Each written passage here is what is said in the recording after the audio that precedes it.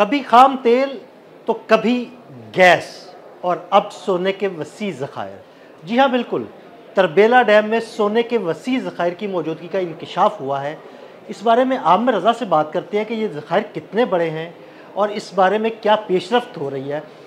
आमिर भाई, ये खबरें सामने आई हैं कि तरबेला डैम के पानियों में सोने के वसी ज़खायर का इंकशाफ हुआ है।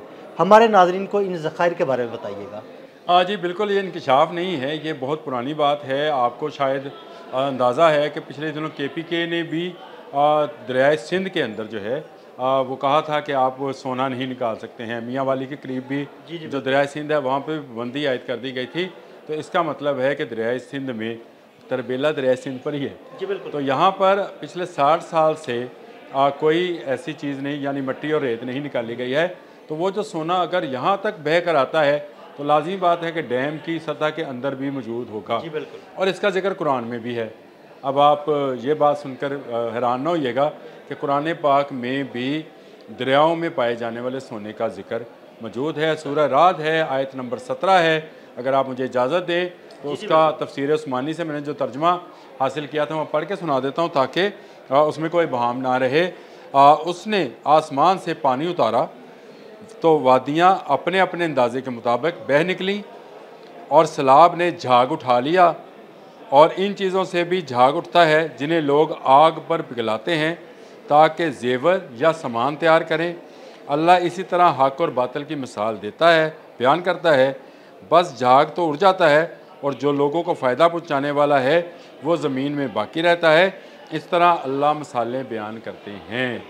ये है सूरह रात की आयत नंबर 17, जिसमें वाज़िया निशानी है कि दरियाओं के अंदर ये सोना पाया जाता है। इसको प्लेसर गोल्ड कहते हैं। और पाकिस्तान में दरियाए सिंध जिन पहाड़ों से निकल कर आता है उनमें सोने के ज़खायर ज़रूर मौजूद हैं ज़मीन के अंदर, ना सिर्फ सोने के बल्कि लोहे के। और मज़े की बात यह है कि लोग इसको बरसों से, यानी कितने सैकड़ों साल से कहना चाहिए, इस पानी को छानते हैं। सोना क्योंकि निस्बतन ज़्यादा वज़न रखता है, तो इसके ज़रात जो हैं नीचे रह जाते हैं, वो नीचे बैठ जाते हैं, रेत और मट्टी ऊपर आ जाती है और रेत और मट्टी पानी के साथ निकाल देते हैं। और सोने के ज़रात चुनकर ये लोगों का बाकायदा रोज़गार है प्लेसर। लेकिन इसको जो अब आइडेंटिफाई किया है वो पाकिस्तान के ही एक सनतकार हैं हनीफ। उन्होंने इसको ना सिर्फ ये किया कि उन्होंने खुद ये तजर्बा किया, मट्टी निकलवाई तरबेला से, और उस पर तजर्बे के बाद उन्होंने हॉलैंड की एक फर्म के साथ बात की जिन्होंने इस बात की निशानदही की कि इस मट्टी के अंदर अगर तरबेला डैम की पूरी डेप्थ को और पूरी उसकी सरफेस को देखा जाए तो तकरीबन 636 बिलियन डॉलर का सोना मौजूद है। ये एक पहाड़ जितना सोना है। वाकई एक पहाड़, ये एक पहाड़ जितना सोना है। यानी इसको हम ऐसे कह सकते हैं कि तरबेला डैम में सोने का पहाड़ निकल आया। जी बिल्कुल, ऐसे कह सकते हैं कि सोने का पहाड़ निकल आया। ना सिर्फ निकल आया बल्कि अब इसको निकालने के काम का भी आगाज़ होने वाला है। बहुत जल्द इसकी इजाज़त जो है दी जाएगी। इससे दो फ़ायदे होंगे। पहली बात तो यह है कि सोना तो निकलेगा और जो नई तकनीक है जिसका मैंने हॉलैंड का जिक्र किया, एक कंपनी भी है डीजलिंग कहते हैं उसको जी, उसके अंदर ये सारा काम जो है इलेक्ट्रॉनिकली होता है, जो कि हम हाथ से मैंने आपको बताया। हाँ जी, वो आम यहाँ पे जो आम रूटीन में लोग हैं वो हाथ से उसका यहाँ से मशीन के ज़रिए ही इसको निकाला जाता है, फिर इसको छाना जाता है और उसमें से सोना जो है उसको अलग किया जाता रहता है।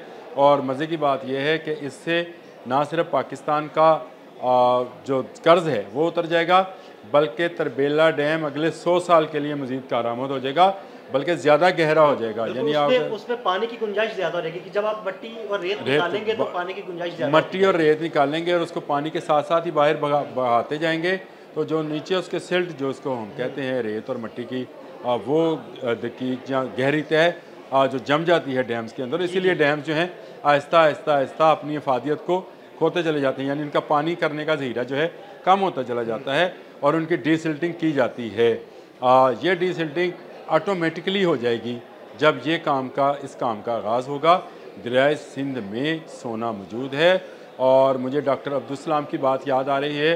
उन्होंने, ये डॉक्टर अब्दुल सलाम आरिफ साहब हैं, मुस्लिम स्कॉलर हैं और वो सरकारी अफसर भी हैं, अभी भी काम करते हैं, एक अहम सरकारी अहदे पर मौजूद हैं। उन्होंने कहा कि मुझे जब मैंने एक केस था जिसमें कुछ लोगों को पकड़ा गया था दरिया से सोना निकालते हुए।